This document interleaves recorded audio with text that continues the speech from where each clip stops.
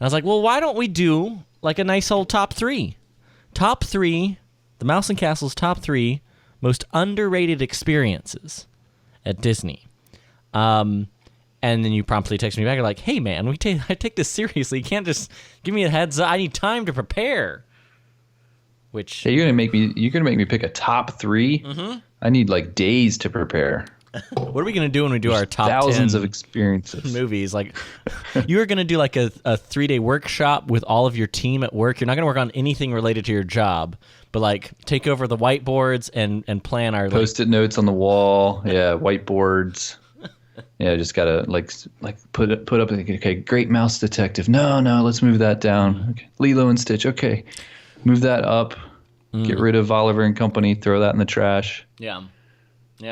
Well, that's the plan. The planning board for the ultimate top 10 animated film episode that we do eventually. Maybe we could do that like at the end of the year, like right at New Year's. Maybe that'd be kind of a fun little way to kick off 2020.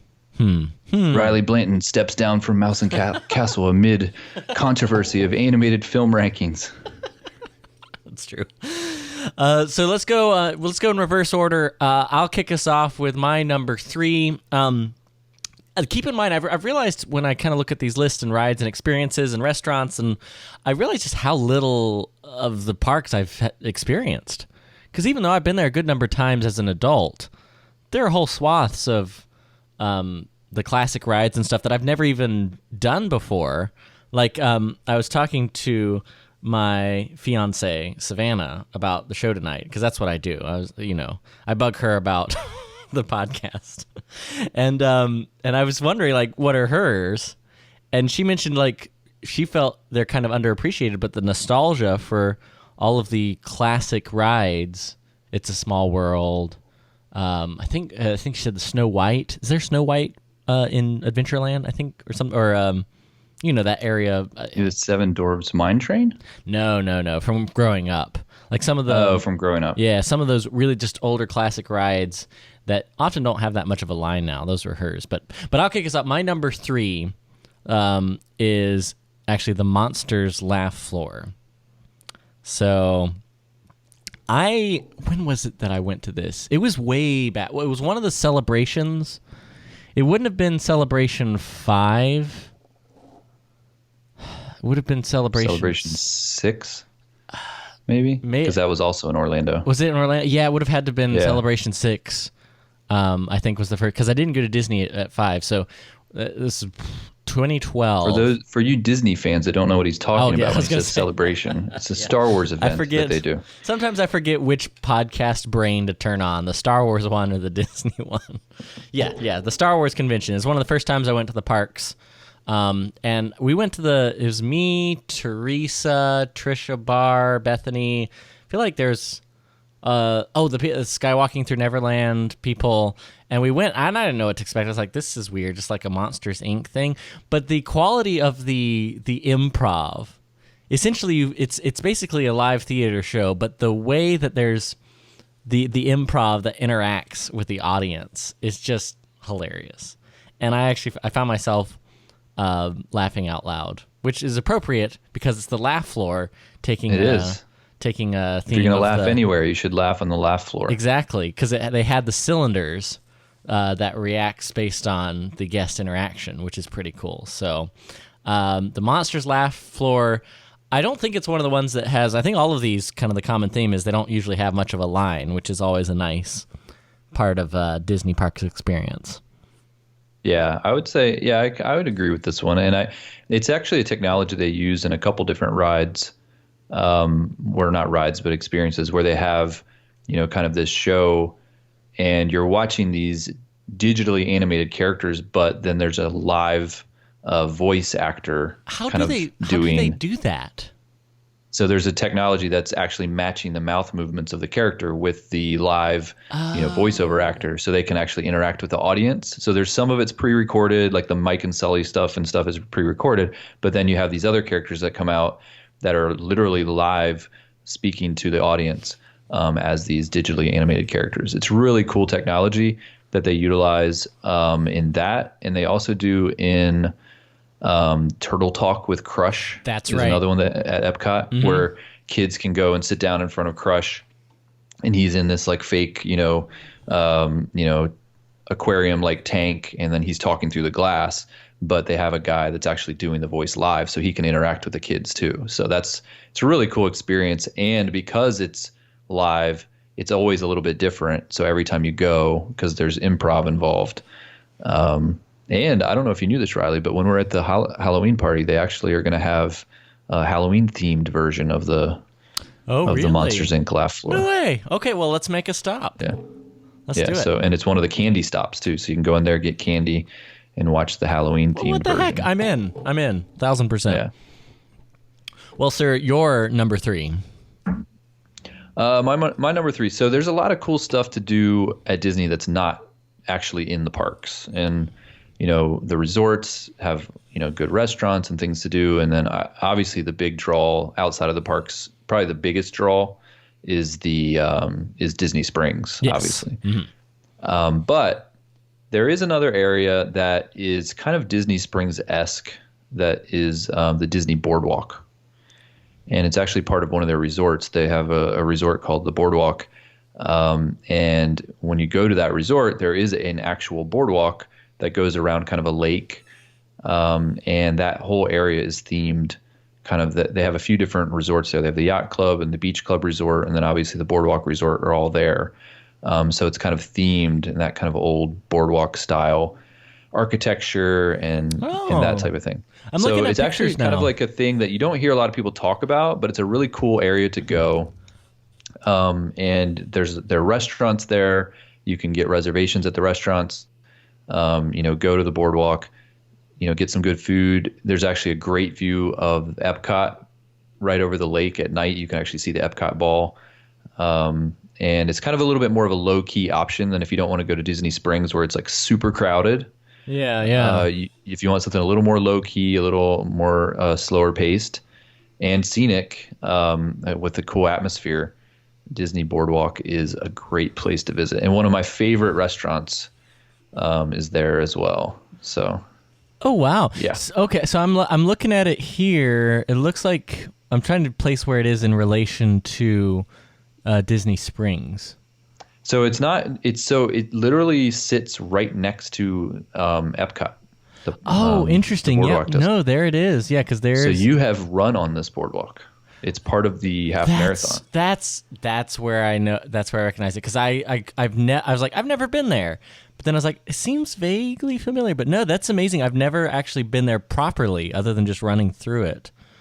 But that's really cool. I want to go. Yeah, they have a great Italian restaurant there called Trattoria Al Forno. Mm-hmm. There's a bakery there, Ample Hills Creamery. There's a really good lunch spot called Big River Grill. Like it's just a really cool area. You seem to know it pretty well. Have you been? Is it like a go-to for you? I've just never hung out there. It has been. Not every time I go to Disney World, but it definitely is. It is a go-to area for me if I'm just looking for a relaxed. It's kind of like when you have that off day where you're like, I don't really want to go to the parks today. Yeah. You just want to kind of chill.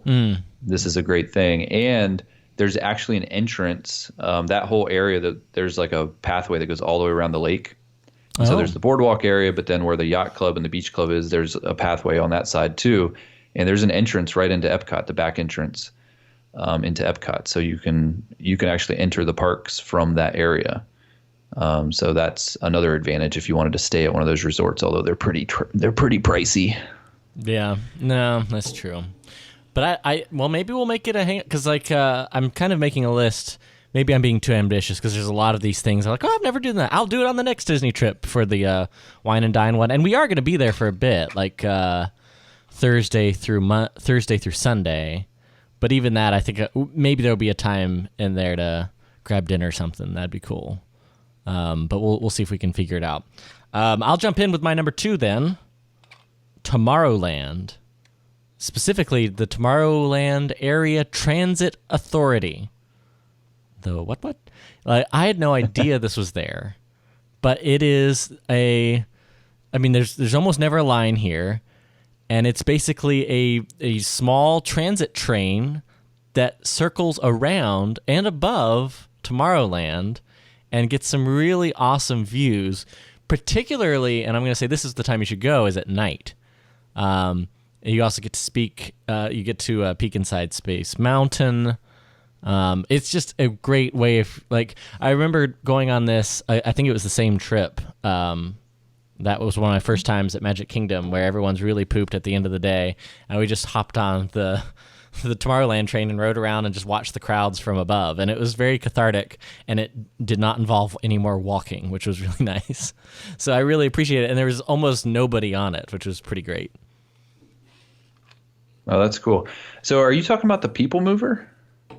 I don't think it's not the Tomorrowland Transit Authority People Mover. I think so. I think that's what I don't know if it's called. So that's funny because I've never, when you were describing it sounds like the People Mover. Yeah, it is. But I'd never heard it called the full name before, so it was kind of throwing me off. But now I'm Googling it, making sure I'm not saying the wrong thing. But I'm like, okay, I know exactly what you're talking about. Yeah, that's a great hidden gem. I love the People Mover. Yeah. No, it's a go-to. Super low key. Yeah. If the kids are tired, but you want something, yeah. Yeah, it's a nice relaxing, like, especially if you're trying to get out of the sun, it's a great ride. And like you said, there's usually not much of a line either. Yeah. Yeah. Agreed. Sir, your number 2? My number 2. All right. So let me see. What should I list as my number 2? So he's got them, ladies and gentlemen. He's just trying to prioritize. I didn't know they were going to be in order. Yeah. I'm going to say for my number 2, I'm going to go with the Maharaja Jungle Trek. You familiar with this? What? Yeah, exactly. I've never heard of this. So you may have done it and just not realized you were doing it, but I'm a huge fan of Animal Kingdom, always have been. Actually had the opportunity to go to the Animal Kingdom the year it opened, back in 1998.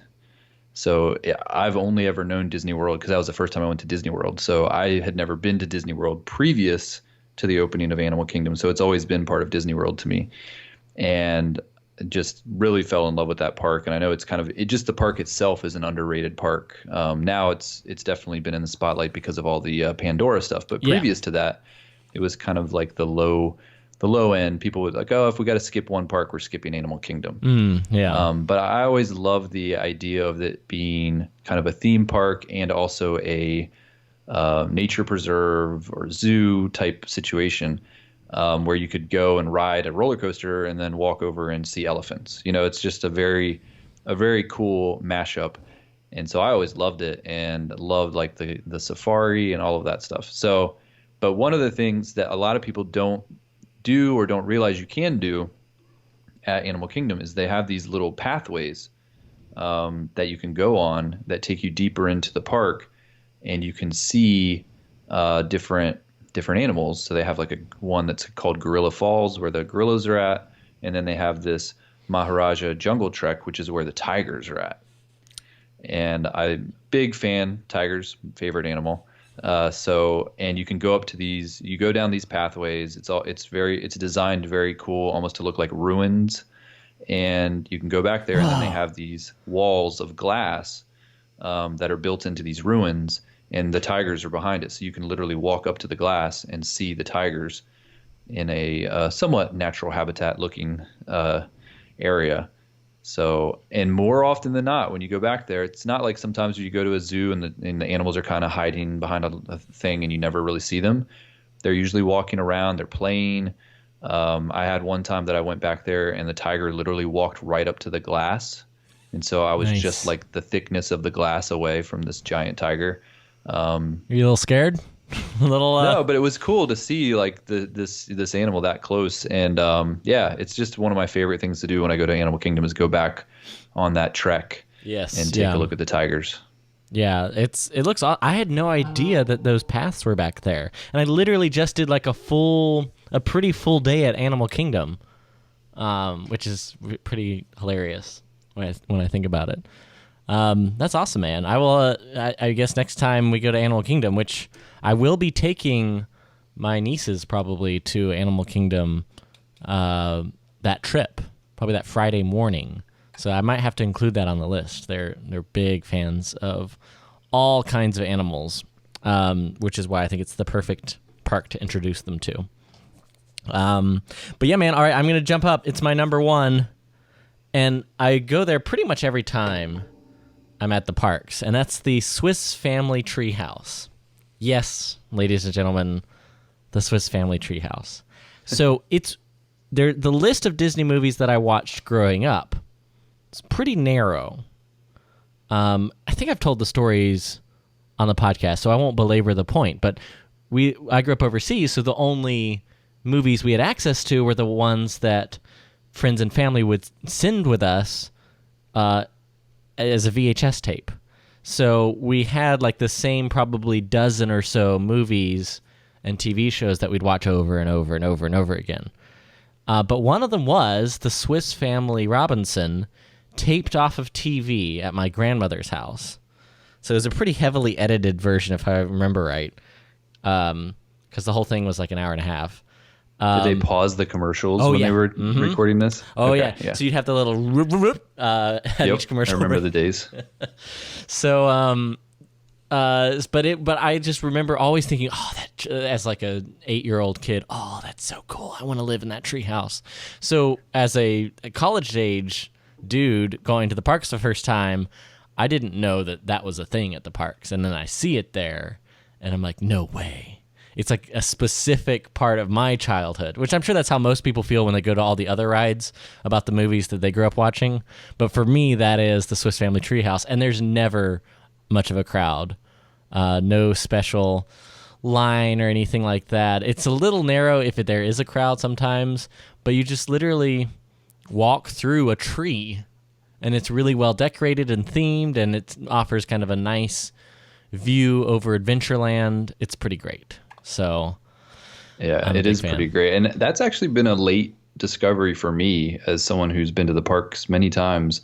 That was something I just never prioritized. I just never did it. And I think the first time I did it might have been last year, where I finally was like, you know what, I probably should go up in that thing. You know, it's been here, every time I come here, and I just never take the time to do it. Yeah. I feel like maybe you and I walked through it once, but I can't remember. Because I always bother to do it whenever I'm in Adventureland. Okay, I think maybe last year, maybe when we were there, or at some point we walked through it. But yeah, so yeah, I may have only walked through it like twice now, but I completely agree with. It's so well designed, and I actually grew up on Swiss Family Robinson movie as well. So so I just didn't realize how cool it was going to be, and walking through it was really cool. And I think Disneyland, I believe, changed theirs from Swiss Family Robinson to Tarzan Treehouse. Oh, it'd be a pretty easy transition. Yeah, I think they were trying to get the theming, the IP, to a more modern Disney thing. But I think the Disneyland one is Tarzan, and then the Disney World one is Swiss Family Robinson. Yeah, no, I could see that. Yeah. I could see that. Yeah, man. And all right, round us out, sir. Your number one. All right, so my number one underrated thing to do at Disney is actually at Epcot, and this is something when they were announcing all of these changes that were coming. One of the rumors was that this was going to get taken down. Oh no! So I was a little nervous, but after they did reveal the plans in D23, this is still standing. It's still going to be part of the plan. So, thank God. But the Seas building, that is one of my favorite things to do at Epcot, is to go over to the Seas, and specifically what they call, and I didn't even realize this until I looked it up today, what the area of that building is called, but it's called the Sea Base. And that's where they have the big aquarium and the dolphins and the sharks and all of that stuff. I didn't even know this was here, man. I didn't, honestly. So I'm educating you on the hidden things in Disney, Riley, that you got to check out. So look next at time this, we're there, the Finding Nemo sharks. The Finding Nemo sharks. I'm looking at the pictures. We will be there for for wine and dine. So we'll have to do a walk through the aquarium. Oh yes, yeah, for sure. But yeah, that whole area is really cool. They actually have manatees there too that you can see. So they have this whole big aquarium. You can walk in. It's like this giant circular aquarium that's kind of all around you, and thousands of fish that are inside of it. Very well done aquarium. and the divers will go in sometimes and feed the fish, so you can actually see the divers go in amongst the fish. And then of course there's Finding Nemo stuff there. There's a Finding Nemo ride.